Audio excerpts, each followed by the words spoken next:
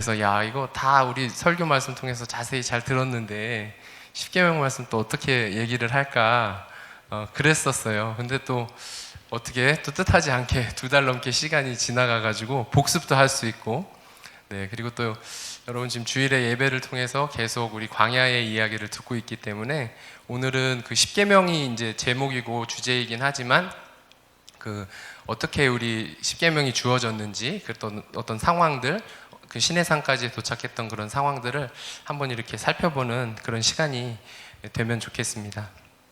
지금 우리 여기 하고 있다라는 거 우리 다시 확인을 해주시고요. 오랜만에 하니까 복습하는 또 그런 장점이 있잖아요. 그죠? 했던 거 다시 우리가 리프레시하고 그런 시간 되면 좋겠습니다. 5번째 단원에 와 있고, 이 5번째 단원에 우리 또 5개의 본문을 만나게 됩니다. 그래서 율법과 약속의 땅 그랬잖아요. 땅. 그래서 이 땅 표시를 제가 좀 특별하게 이렇게 해놨죠. 제가 우리 성경 통독도 그렇고 우리 200 성경 읽기도 그렇고 모세 오경, 특히 창세기, 출애굽기, 레위기, 민수기, 신명기, 여호수아까지 이렇게 쭉 이어지는 이 구약 성경의 앞부분의 책, 아니면 구약 성경 전체를 통틀어서 주제를 좀 선정해 봐라 그러면 땅이 아닐까, 이렇게 여러분들에게 여러 번 강조해서 말씀을 드렸어요. 그래서 1장 1절에 우리 창세기 1장 1절에 나와 있는 태초에 하나님이 하늘과 땅을 창조하시니라, 우리가 그 말씀으로 대선언으로 시작했고, 그럼 우리가 살아가야 할 그 자리는 땅이라는 곳이죠. 우리 하늘에 사는 존재 아니라는 걸 명심해야 됩니다. 언제나 하나님께서는 우리에게 땅에 살아가게 하셨고, 그 대신 하늘의 하나님을 바라보면서 하나님과 하고의 관계, 언제나 우리와 함께 하신 하나님, 난 부족하고 연약하지만 하나님께서 어떤 땅에 살게 하시든지 우리와 함께 해주시고 우리와 관계를 맺고 싶어 하신다. 그것을 이제 우리가 기억하자고 말씀드렸죠. 그래서 땅이라는 주제가 구약 전체를 관통하는 되게 중요한 주제입니다. 그래서 재밌게도 구약 성경 제일 끝에 말라기 끝장 끝절을 보면 저주로 뭐를 칠까 두려워하노라 그렇게 말씀하실까요? 그 땅을 칠까 이렇게 나와 있거든요. 그런 것도 재밌죠. 땅이 전체적으로 이렇게 우리가 구약 전체적으로 흐르는 중요한 주제다, 그렇게 아시면 좋겠습니다. 그래서 오늘은 5개의 본문 중에 우리 10가지 우선순위라는 제목으로 이렇게 살펴보도록 할게요. 땅이라는 관점으로 이제 특별히 우리가 지금 출애굽기를 하고 있으니까 창세기와 출애굽기를 좀 보면 좋겠다 이렇게 권해드리는데, 중요한 내용들 앞에서 먼저 말씀드렸고, 이렇게 땅이라는 관점으로 한번 창세기와 출애굽기를 우리가 좀 보자. 네. 여러분, 창세기를 우리가 생각할 때 보통 그냥 창조의 이야기, 심판의 이야기 이렇게 우리가 보는 것들은 참 많이 있었는데, 여기 좀 그 문장을 만들어봤어요. 그 입 가나안기, 이런 얘기 들어보셨습니까? 이게 무슨 말일까요? 가나안으로 들어가는 이야기, 그렇죠? 창세기를 그런 관점으로 한번 보자는 거예요. 그 데라 가족을 통해서 이주하고, 그래서 가나안 땅으로 이제 들어가게 되는, 이제 가나안이라는 명칭으로 일단 여러분들이 이해하기 쉽게 그렇게 계속 말하겠습니다. 가나안 땅, 아브라함이 주도해서 가나안 땅에 들어간 이야기들, 그 관점으로 창세기를 살펴봐야 된다는 거죠. 땅이라는 주제에. 그리고 또 어디로, 입 가나안기에 있으면 다시 이제 가나안을 나와서 어디로 들어가는 이야기냐 하면 입 애굽기. 이거는 누구의 주도로 이루어질까요? 요셉의 주도로. 말씀은 요셉의 주도로 이렇게 말씀을 드렸지만, 이제 하나님의 놀라우신 계획이 그 안에 있는 것이죠. 그 애굽이라는 어떤 존재, 강대국이죠. 강대국에 대한 그 약소민족, 약소국들에 대한 생각, 때로는 하나님이 애굽으로 내려가실 걸 허락하시기도 하고, 때로는 애굽으로 내려가는 것을 원하지 않는 모습들을 계속 보여주면서 하나님의 때에 하나님의 뜻에 따라서 이 땅을 옮겨가게 되는 이야기가 창세기에 기록되어 있다. 그래서 창세기를 입 가나안기, 입 애굽기 이렇게 보시면 땅이라는 게 이렇게 딱 떠오르실 거예요. 그래서 조금 이따 지도를 보면 더 자세히 우리가 아실 수 있겠지만, 그렇게 우리가 보면 좋겠다. 그러면 출애굽기, 레위기, 민수기, 신명기도 마찬가지죠. 이거는 이제 출애굽기라는 그 성경 이름 자체에 나와 있죠. 출애굽기. 이제 입 애굽했으니까 출애굽해야 되잖아요. 몇백 년 동안의 그 노예 생활을 마무리하고 이제 광야로 나서게 되는, 그리고 출애굽해서 광야로 나서게 되는. 그래서 여기 또 말을 만들어 본 게 입 광야기 이렇게 있습니다. 입 광야기. 그래서 들어간다는 거죠, 광야로. 그래서 광야에서 사는 이야기들을 출애굽기, 레위기, 민수기, 또 신명기를 통해서 우리가 만나게 되고요. 그 이어지는 이야기가 이제 정말로 약속의 땅인 입 가나안기. 요거는 이제 여호수아의 말씀을 통해서 우리가 볼 수 있겠죠. 정복 전쟁을 통해서 이제 가나안 땅에 정말 들어가서 살게 되는, 광야하고는 전혀 다른 환경, 전혀 다른 상황에 맞닥뜨렸을 때 과연, 이건 주제를 미리 말씀드리는 건데, 오늘의 주제를, 이들이 과연 광야에서처럼 살아갈 수 있겠느냐. 하나님은 계속 그거에 관심이 있는 거거든요. 광야라는 곳보다 또 다른 땅, 완전히 다른 환경, 새로운 곳이라는 가나안 땅에 들어가지만 결국에는 그곳도 뭐처럼 살아가야 되냐면 광야처럼 살아가야 되는 거거든요. 광야에서 하나님이 정말 같이 함께 하시면서 동거하시면서 거룩함을 유지하지 않으면 정말 살 수 없었던 그 광야, 그리고 하나님 없으면 하루도 살 수 없는, 먹을 것 마실 것도 없이 살아갔던 그 광야, 그 광야처럼 이제 살아갈 수 있느냐, 그 질문을 그 이스라엘 백성들에게 그리고 우리에게 던져주고 계신 것이죠. 그래서 오늘의 주제도 그렇습니다. 오늘의 10가지 우선순위, 이제 10계명 말씀으로 어떤 대표되는 하나님의 그 율법, 뒤에서 또 말씀드리겠지만 그 하나님과의 관계거든요. 관계를 유지하면서 살아갈 수 있느냐. 그것은 광야에서 뿐만이 아니라 중요한 건 약속의 땅 가나안에 들어가서 입 가나안해서 그곳에서도 광야처럼 살아가야 돼 너희들. 그래서 광야 생활이 필요했던 것이죠.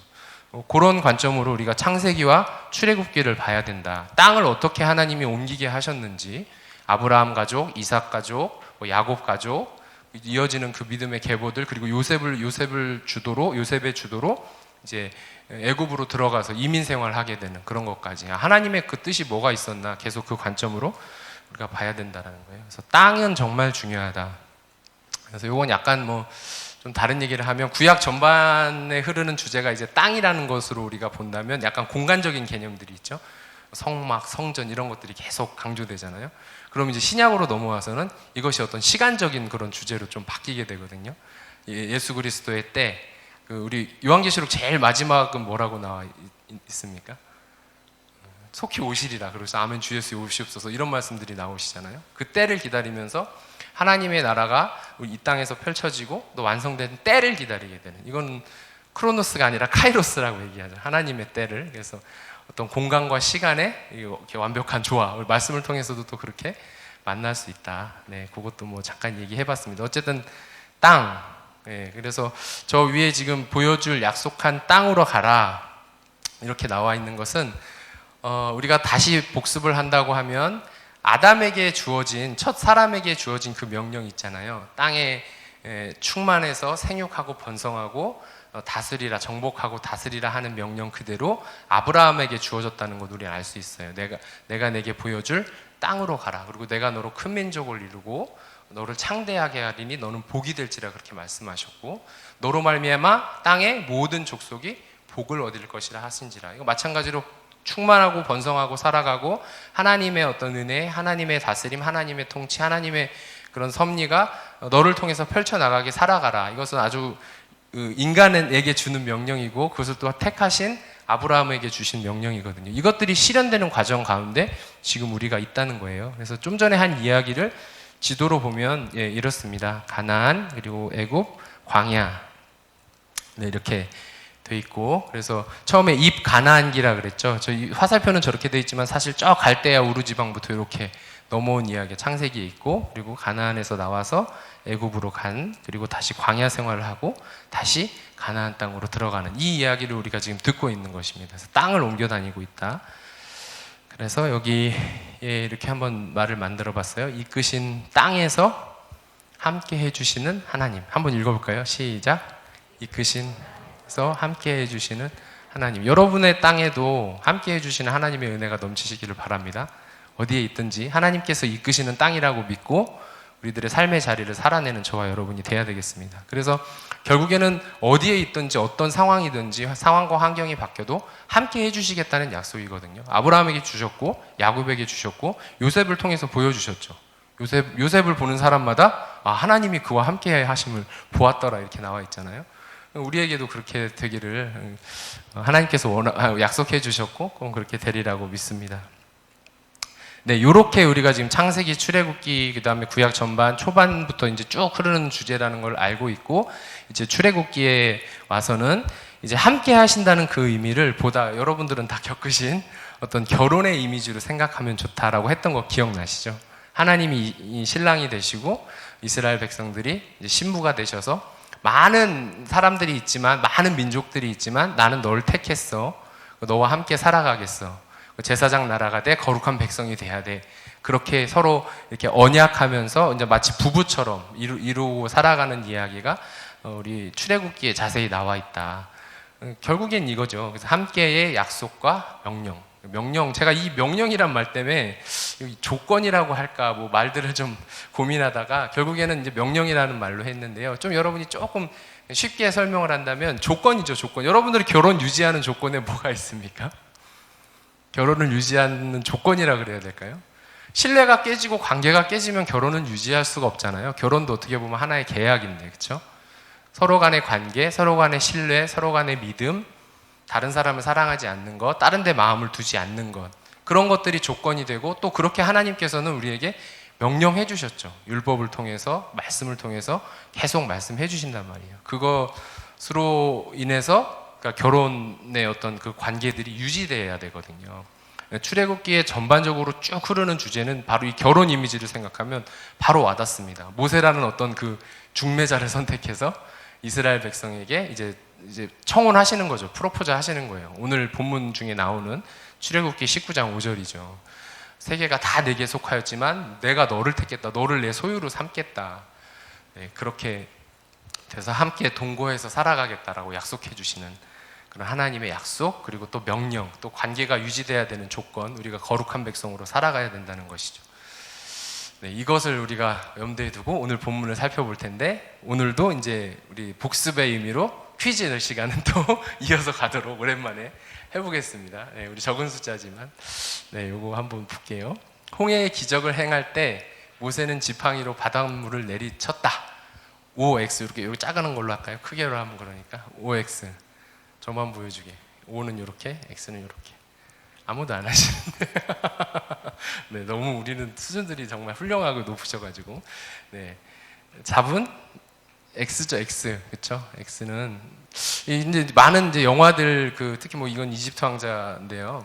그 전 구절을 하나 보고 넘어가야 되겠네요. 네, 모세가 바다 위로 손을 내밀매 여호와께서 큰 동풍이 밤새도록 바닷물을 물러가게 하시니, 이렇게 나와 있어요. 지팡이를 손에 들고 손을 들어 바다를 가르게 하라 했는데, 뭐 지팡이를 든 손을 들어서 가르게 했는지 그것까지는 모르겠습니다. 어쨌든 지팡이를 들고 손을 들어 이렇게 바닷물을 갈라지게 하라고 하셨는데, 이제 많은 이제 영화들, 뭐 옛날 10개도 그렇고 이집트 왕자도 그렇고 영화의 극적인 효과 때문에 순식간에 갈라지는 모습들을 보여주거든요. 이 모세가 저 장면 이후에 탁 바다에 내리꽂으면 이렇게 쫙 해가지고 갈라집니다. 네. 사실 지금 뭐 지팡이로 내려쳤냐 안 내려쳤냐 그걸 말씀드리려고 하는 게 아니라, 성경에서 나와 있는 그 홍해의 기적은 동풍이 밤새도록 불어서 이 바다를 갈랐다는 걸 우리가 좀, 그로 인해서 얻게 되는 또 은혜도 있거든요. 애국 군대가 쫓아오는 막 그런 상황인데 천천히 갈라져, 밤새도록. 얼마나 마음 졸이겠어요. 이럴 때일수록 더 간구하게 되고 하나님의 때를 구하게 된다는 것이죠. 그래서 영화에 나와 있는 저 이렇게 순식간에 갈라지는 것하고는 좀 차이가 있었던 것 같아요. 근데 또 때로 어떤 사람들은 천천히 갈라져서 마치 바람으로 이렇게 갈라졌다 그래서 그 조류로 인해서 그냥 그렇게 갈라진 거다. 우리나라 뭐 서해안에 그런 현상 나타나는, 이렇게 말하는 사람들도 있죠. 하지만 이어지는 구절은 이 물이 갈라져서 어떻게 됐다 그랬어요? 좌우에 벽이 됐다 그랬거든요. 벽이 됐고, 애국 군대를 못 쫓아오게 구름기둥이 막 가서 막아주고, 불기둥이 가서 막아주고, 이런 엄청난 기적인 것은 우리가 부인할 수 없죠. 그 기적의 사건입니다. 그런데 그 세밀한 부분들에 있어서 우리가 또 알 수 있는 어떤 은혜들이 그 안에 있다. 동풍이 불어서 밤새도록 바다를 이렇게 갈랐다. 그 안에서의 어떤 더 간절함, 더 또 기다림의 은혜들, 하나님의 때를, 그런 것도 있다. 한번 생각하면 좋을 것 같아서 퀴즈를 했고요. 그리고 요거는 뭐 오늘 본문하고도 이어지는 것이니까 한번 생각해 보세요. 다음 중 홍해를 건너서 시내산에 이를 때까지 있었던 일이 아닌 것은? 자, 1번 쓴물이 단물로 변함, 2번 만나와 메추라기를 주심, 3번 모세가 반석을 내리쳐 물을 냄, 4번 리더자들 뭐 청부장, 백부장, 50부장, 10부장을 세우심, 5번 가나안 땅으로 정탐꾼을 보냄. 너무 쉽죠, 그죠? 안 쉬운 표정을 하시는 분도 계신데 우리 하나님 말씀 출애굽 계속 들었는데 오지선다라서 잔인한 것 같지만 순서대로 그냥 한 겁니다. 순서대로 쭉 했고 5번만 이제 한참 더 우리 시내산에서 출발해서 가데스바네아에서 이뤄진 사건이기 때문에 5번만 아니고요. 나머지는 다 그 전에 있었던 일입니다. 이렇게 한 것은 퀴즈 낸 이유는 지금 애굽 고센 땅 지역을 떠나서 이제 시내산까지에 도착했을 때 어떤 일들이 있었는지를 잠깐 본 거예요. 여러분, 이런 일들이 있었다. 그래서 이게 장별 요약으로 바로 좀 전에 우리 퀴즈 기억하면서 바로 넘어가도록 하겠습니다. 그래서 12장에는 6월절 출애굽 이야기가 있었고 13장에는 이제 무교절 구름 기둥과 불 기둥 이제 거기 있었고 지명은 이렇습니다. 라암셋을 떠나서 숫곳에 이르렀고 그다음에 에담에 이르러서 처음으로 이제 구름 기둥과 불 기둥 하나님께서 함께 해주시는 것으로 또 보여주셨다. 홍해를 건넌 이야기 지난주에 우리가 들었죠. 지난주에 홍해를 건넌 이야기는 비하이롯 거쳐서 이제 홍해를 지났다. 조금 이따 지도로 한 번 더 이야기 드릴게요. 15장에는 이제 모세와 미리암의 노래, 그다음에 단물로 변한 쓴물, 좀 전에 나뭇가지를 하나님 던지게 하셔서, 그리고 물샘 12과 종려나무 70주죠. 이렇게. 네. 이것도 보면은 우리가 이렇게 이게 지도 보면서 다시 얘기하겠습니다. 단물로 변한 물 이어서 다시 이렇게 엘림에 도착했던 것. 16장에 이제 만나와 메추라기를 주시고 17장에 반석을 내리쳐서 물을 내게 하는 비슷한 사건이 민수기에도 나오죠. 우리 나중에 하나님이 반석을 명하여 내라고 하셨는데 이때 똑같이 또 내리치는 것도 나오잖아요. 그래서 하나님이 좀 분노를 샀던 그런 얘기도 나중에 나오는데 비슷한 얘기가 여기도 있습니다. 르비딤. 네. 이렇게 해서 19장에 시내산까지 도착하는 한 50일 정도의 시간이 이제 지난 거예요. 3개월이 채 안 되는 그 시간에 지나게 됩니다. 그래서 지도를 한번 오랜만에 보지요. 그래서 이쪽이 애굽 땅이라 그랬고, 저기 이제 약속의 땅 가나안 목적지가 되겠고, 여기가 이제 시내 반도 요 지역, 특히 요 지역이 이제 이동했던 경로 광야 지역이라고 보시면 되겠습니다. 처음에 라암셋을 떠나서 숫곳에 이르렀다고 했고, 그리고 에담에서 드디어 이제 그들이 숫곳을 떠나서 광야 끝 에담에 장막을 치니 그랬어요. 거기서 홍해를 건너기 직전에 장막을 쳤던 곳이고 구름 기둥, 불 기둥이 함께하기 시작했던 곳입니다. 여러분 낮에는 구름 기둥이 있었고 밤에는 불 기둥이 있었고 이런 게 아니거든요. 구름 기둥은 언제나 있었어요. 언제나. 구름 기둥이 언제나 있었고 이제 밤에 불이 구름 가운데 있었다는 거죠. 그렇게 아셔야 됩니다. 이렇게 하나님의 함께하심으로 보여주셨고 수르광야를 지나서 이제 마라에 이르러서 쓴물이 단물로, 이거 백성들이 물 때문에 원망하니까 하나님께서 그렇게 들어주신 거거든요. 근데 그 바로 이어지는 게 바로 엘림에서는 어떤 일이 있었냐면 좀 전에 우리가 읽었는데 오아시스를 만난 거예요. 오아시스. 물샘이 12개나 있고 종려나무가 있고 막 이런데 지금 우리가 쉽게 이해하자면 오아시스를 만난 거거든요. 이 마라에서 물 때문에 그랬는데 엘림의 그 엄청난 물들을 만났다. 좀만 참고 버티면 되는 건데 그런 게 우리 삶에서도 있는 것 같아요. 그렇죠? 하나님께서는 다 계획이 있고 뜻이 있는데 어떤 우리의 조바심들, 우리의 원망함, 근데 또 그것을 긍휼히 여기셔서 하나님이 들어주시는 것들 되게 민망했을 것 같죠. 저는 몰라요. 광야 생활이 어떤지 모르겠는데 이거 지나고 나니까 바로 엘림에 그렇게 엄청난 오아시스를 만나는 거예요. 물이 차고 넘치는. 어떤 생각이 들었을까? 하나님이 깨달음을 계속 주시는 것 같거든요. 근데 백성들 어땠을까? 한번 생각이 듭니다. 네, 반석 내리친 르비딤, 그 다음에 시내산까지 이루어지는데요. 이거 좀 작은 글씨인데 보이시는지 모르겠어요. 제가 그냥 읽어드릴게요. 이스라엘 자손이 애굽 땅을 떠난 지 3개월이 되던 날 그들이 시내 광야에 이르니라. 그렇게 나와 있습니다. 우리 개역계 중에는 3개월이 되던 날 그랬거든요. 그러니까 우리 제가 6월절 했을 때 기억나시죠?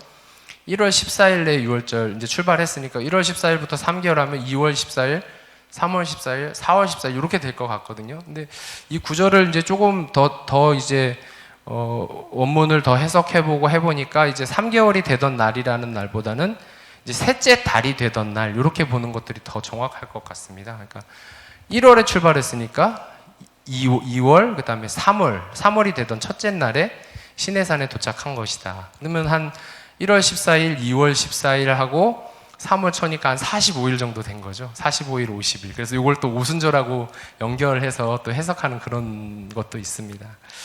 네, 그래서 여기서 언약 체결, 율법 받고 성막 및 성막 도구 제작에 관련한 명령을 받게 되고 이곳에서 이제 한 1년 정도 체류하는 거예요. 1년의 기간을 여기서 보내게 되는 겁니다. 광야 생활 전체에 있어서 중요한 시간이죠. 그러니까 원래는 저기서 1년 있고 이제 다음 유월절을 지킨 다음에 그리고 이제 약속의 땅으로 들어가면 되는 거였는데 그러니까 아마 그 다음 유월절, 그러니까 세 번째 유월절은 가나안 땅에서 맞아야 되는 것이 맞는 거예요. 그런데 여기서 이제 39년 동안 헤매게 되는 거 아닙니까? 그 가데스 바네아 사건 때문에, 정탐꾼 사건 때문에 그런 일이 있었죠. 그래서 어쨌든 여기서 이제 완전한 백성들하고 하나님이 혼인 예식을 치르는 것처럼 언약을 세워주시고 이제 정말로 내가 너랑 같이 살게라는 약속을 해주시면서 성막이라는 어떤 정말 공간적으로 정말 확실한 어떤 그런 하나님의 임재의 증거 그것을 보여주시면서 또 율법도 주시면서 이렇게 시작하는 거거든요. 여기가 진짜 그랬는데 이 가데스 바네아에서 그런 부정적인 보고를 하고 하나님의 동행을 의심하고 우리 주일 설교를 통해서 계속 우리가 듣게 되지만 그런 이스라엘 백성들의 모습 때문에 하나님 정말 같이 안 가시려고도 했잖아요. 그냥 다 죽든지 말든지 상관 안 하시고 같이 안 가시려고 했다가 이제 모세의 기도와 간절한 모세의 기도 또 하나님의 또 어떤 긍휼하시기 여기심 때문에 이제 동행하시기로 한다. 그래서 어쨌든 이 시내산에서 1년을 머물게 된다라는 것들을 우리가 광야 전체에서 중요하게 생각해야 될 것 같습니다. 그러니까 이 정도로만 파악하고 계시면 광야는 아마 싹 들어오실 것 같아요.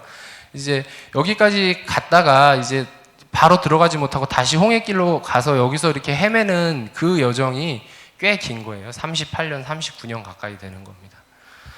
그게 이제 우리 광야에서 대부분의 시간들을 보내지만 뭐 성경에서는 거기 길게 나타나지는 않습니다. 민수기 19장에서 20장 그 사이가 한 38년 정도 되는 거거든요. 나중에 우리 그 말씀 만나게 될 겁니다.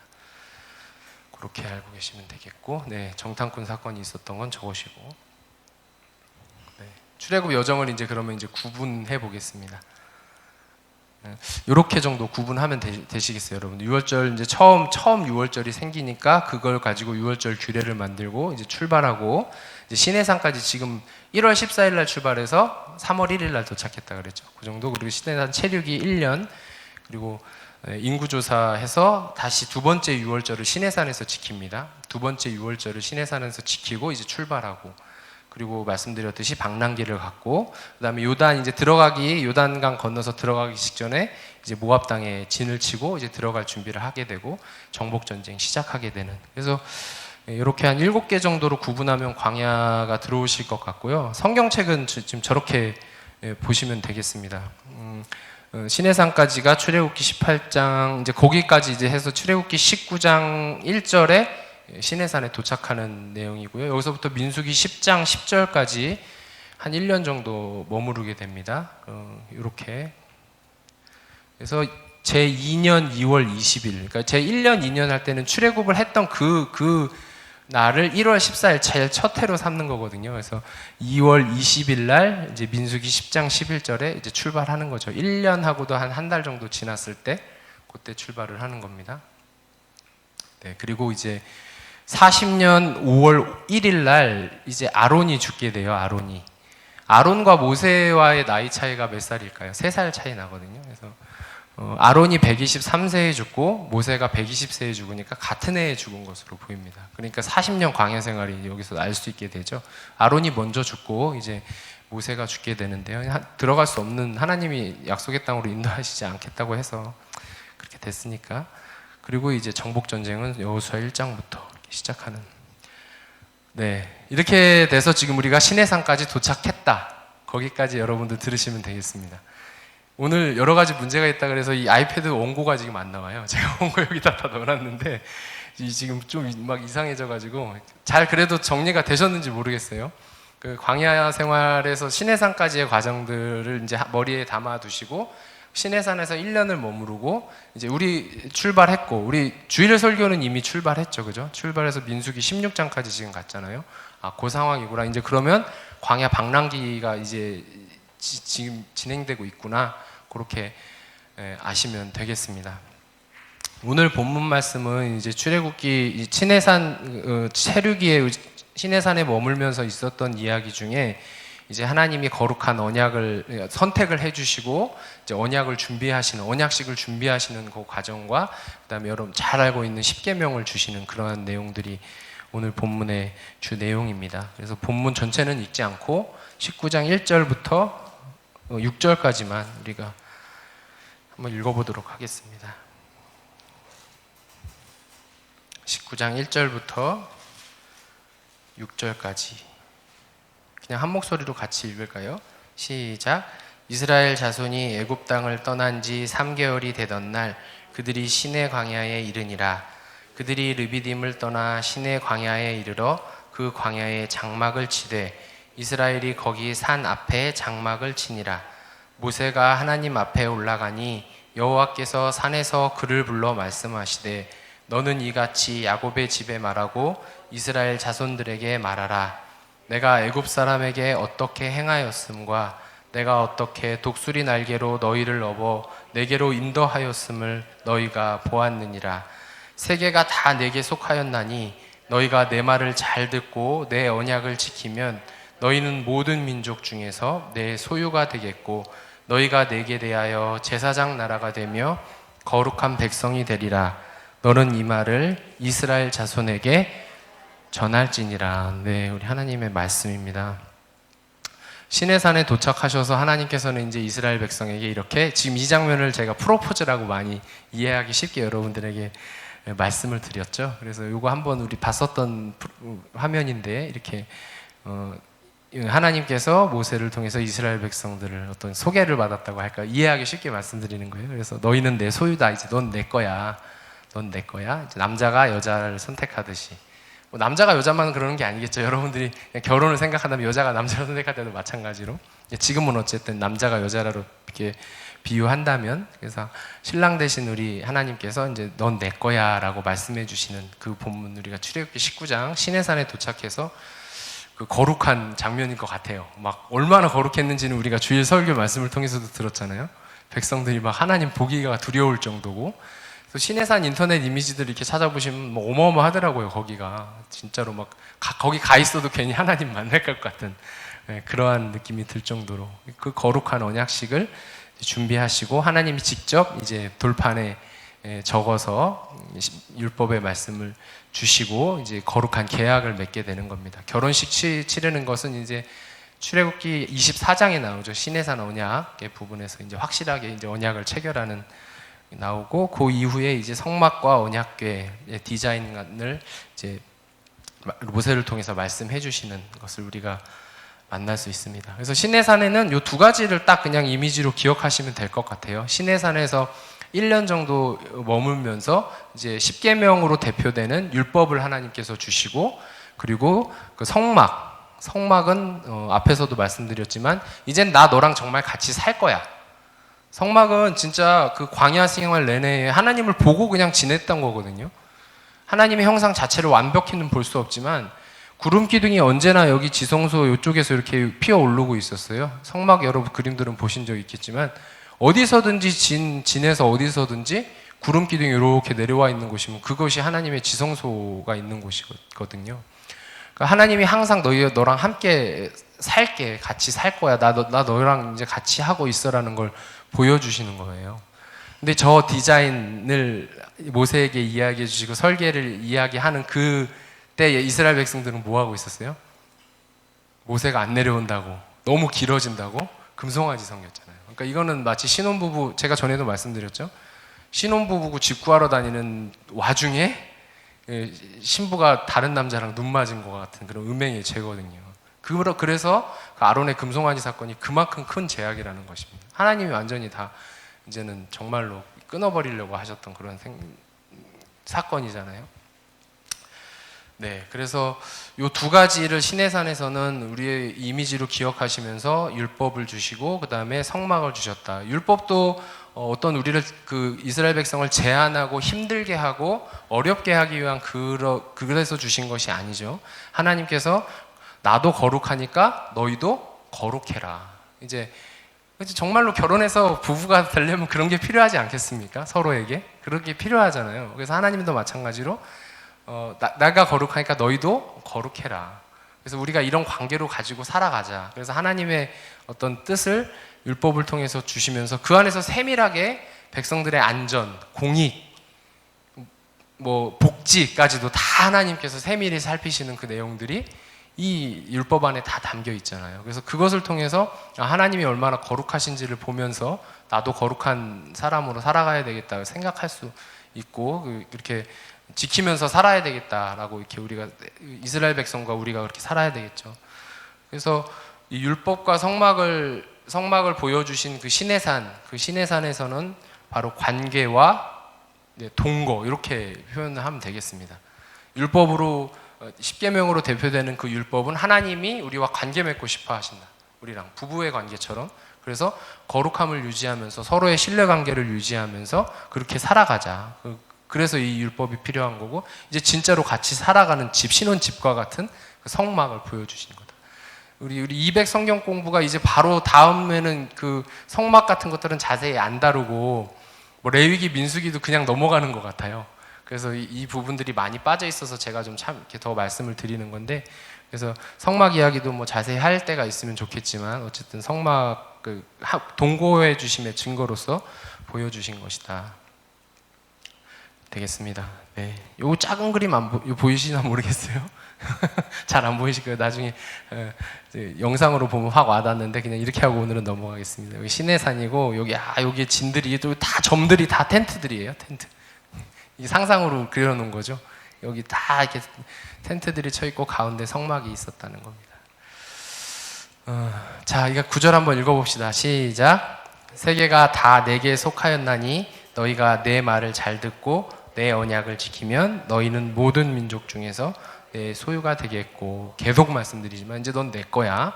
이스라엘 백성들에게 말씀하셨던 것처럼 여러분도 하나님께서 여러분에게 말씀해 주십니다. 사랑하는 누구누구야, 넌 내 거야. 이렇게 나랑 좀 관계를 맺고 살아갈래?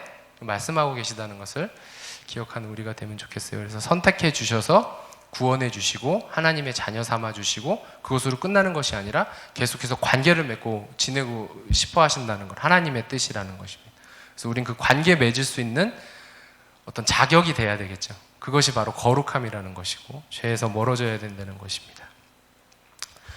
그래서 이제 한번 읽어봅시다. 시작. 하나님이 이 모든 말씀으로 말씀하여 이르시되 나는 너를 애굽 땅 종 되었던 집에서 인도하여 낸 내 하나님 여호와니라. 우리 십계명 서론이죠. 십계명 서론.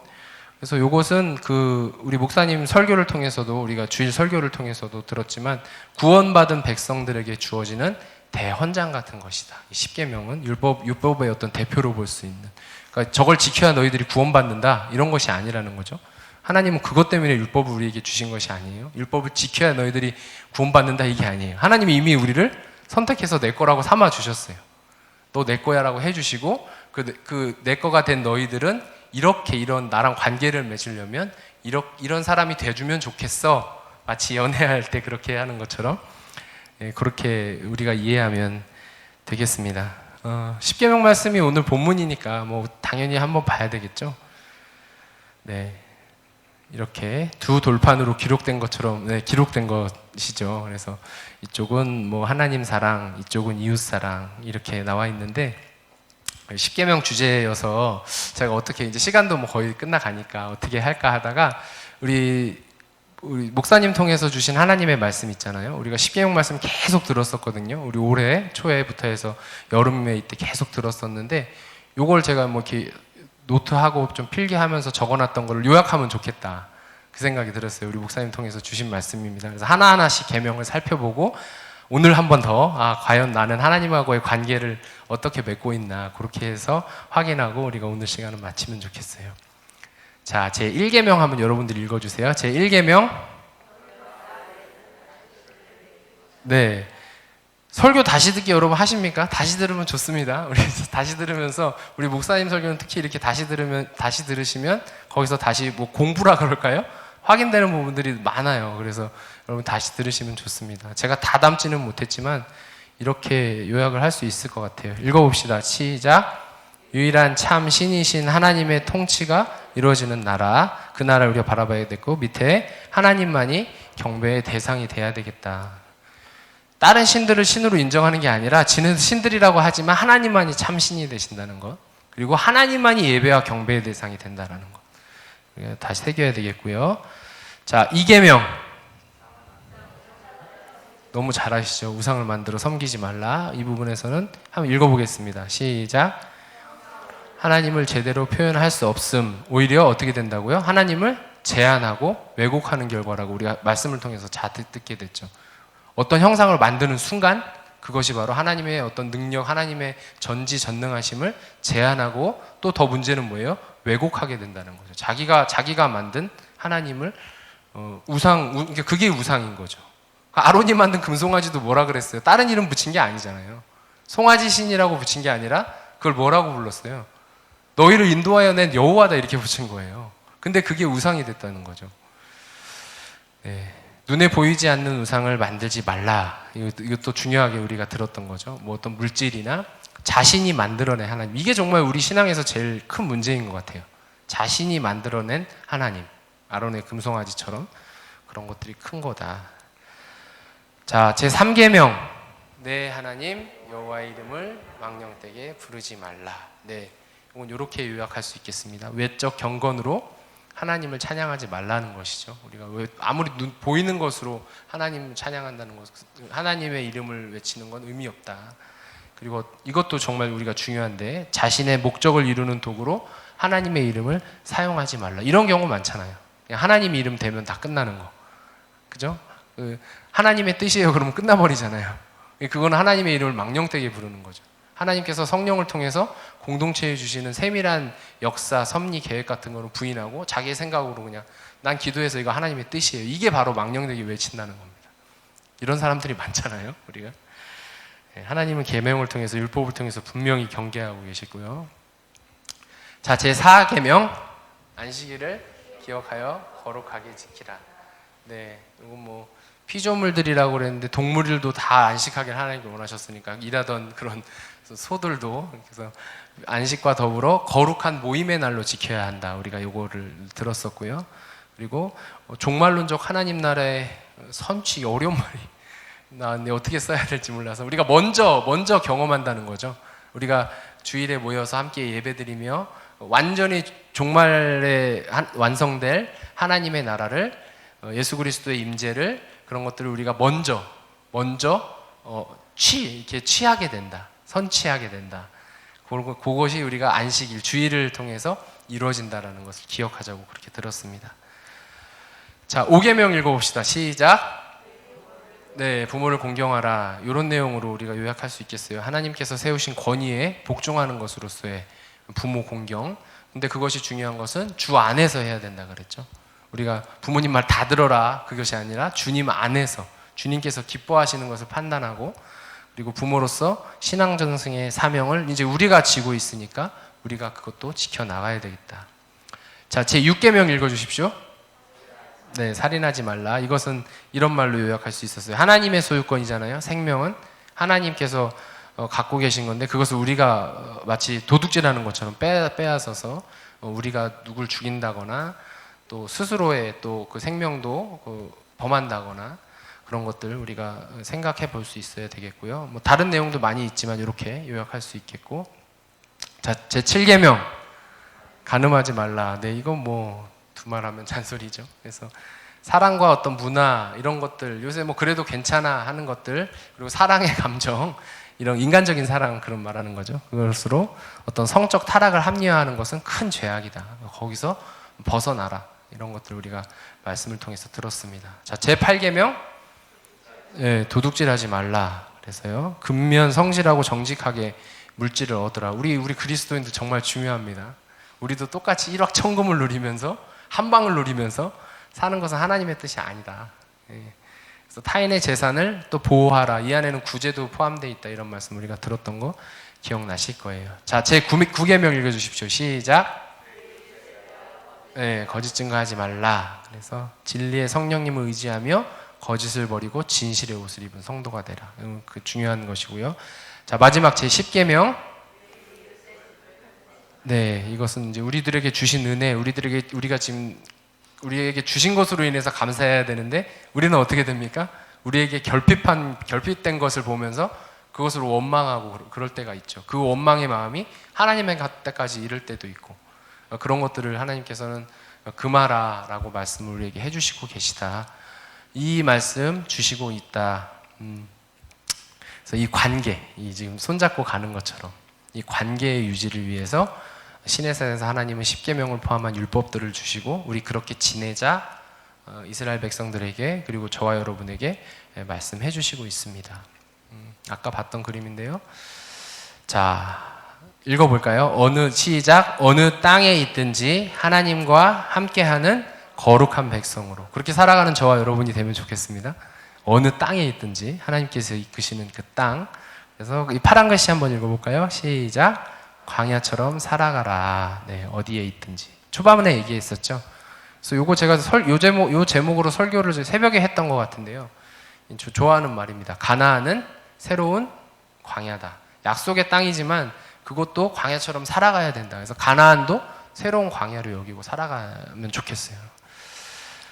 자, 오늘 19장에 이렇게 어떤 거룩한 율법을 주시고 십계명 주시고 거룩한 언약을 맺는 이 시내산에서의 이 아주 그냥 거룩함 그 자체로 보이는 그 상황 속에서 백성들의 대답은 이랬거든요.